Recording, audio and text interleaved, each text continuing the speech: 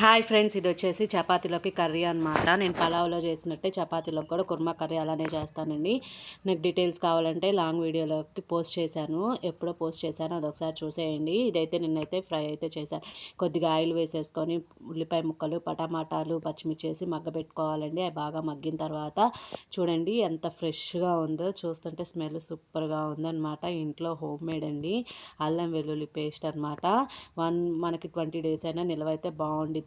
ఇట్లాగా 70% మగ్గిన తర్వాత అల్లం వెల్లుల్లి పేస్ట్ వేసుకొని శుభ్రంగా పచ్చివాసన పోయేటట్టు మనం కలిపేసేసుకోవాలండి. ఇంకా దీంట్లో ఎటువంటి మసాలా దినుసులు ఏం అవసరం లేదు. ఫస్ట్ తాలింపు కూడా అవసరమేం లేదండి. ఊరక జీలకర్ర వేసేసి ఉల్లిపాయ ముక్కలు, టమాటా ముక్కలు, పచ్చిమిర్చి వేసి బాగా మగ్గబెట్టుకొని అల్లం వేసి పచ్చివాసన పోయేటట్టు చూడండి అట్లా బాగా మగ్గిపోయినాయి. అట్లా మగ్గిపోయిన తర్వాత మనం ముందుగా ఉడకపెట్టుకున్న బంగాళదుంపని తొక్క తీసేసి ఇట్లా అయితే చేత్తో అయితే నలపొచ్చు. మీ దగ్గర స్మాషర్ ఉంటే స్మాషర్తో అయినా నలపొచ్చండి. ఇలాగ నలిపేసి కొద్దిగా అయితే వాటర్ పోసేసుకొని కలిపేస్తున్నానండి. ఇంకా మీకు దీంట్లో కావాలి అనుకుంటే ధనియాల పౌడర్ కూడా యాడ్ చేయొచ్చండి. నేనైతే యాడ్ చేయలేదు. నా వీడియో నచ్చితే మీకు సబ్స్క్రైబ్ చేసుకోండి. దీనిలో ఫ్రెష్ది పెరుగుంటే వేసేసుకుంటే బాగుండిద్దండి. పుల్లటి పెరుగు అయితే టేస్ట్ అనేది మారిపోయిద్ది. ఫ్రెష్ పెరుగు అయితే వేసుకుంటే బాగుండిద్ది అనమాట. ఇంకా కారం కూడా వేసుకోవాలండి. కారము కొద్దిగా కారంలో ఉన్నాయో అని చూసుకొని వేసారనమాట, ఏం లేవు. ఇంకా గరం మసాలా కూడా అయితే వేసేసానండి. గరం మసాలా కూడా వేసేసాను. ధనియాల పౌడర్ అయినా వేసుకోవచ్చు, లేకపోతే ఏం లేదండి. కొద్దిగా అయితే వాటర్ పోసేసి మొత్తం కలయి పెట్టుకొని మనకి నీళ్ళు అనేది బాగా ఉడికిపోయి పైకి ఆయిల్ అనేది పైకి తేలిందాక మనమైతే కర్రీ అయితే మళ్ళీ మనం మీడియం ఫ్లేమ్లో పెట్టేసుకొని ఉడికించుకోవాలన్నమాట. ఇట్లాగా శుభ్రంగా.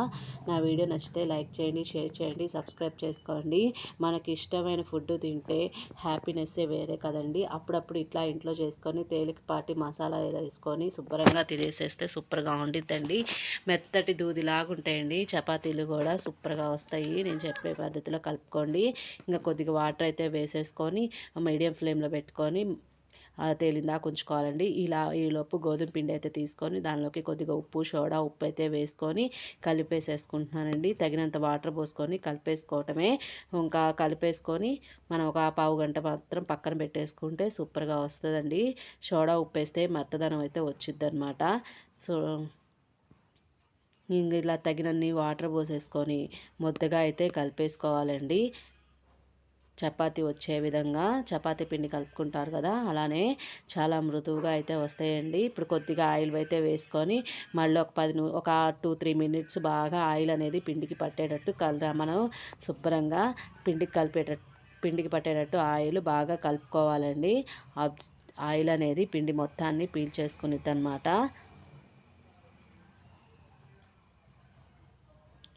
చూడండి, నేను వీడియోలో చూపించిన విధంగా ఆయిల్ అనేది పిండి మొత్తానికి కలిసేటట్టు మనం కలుపుకొని ఇంకా పక్కన పెట్టేసుకోవటమేనండి.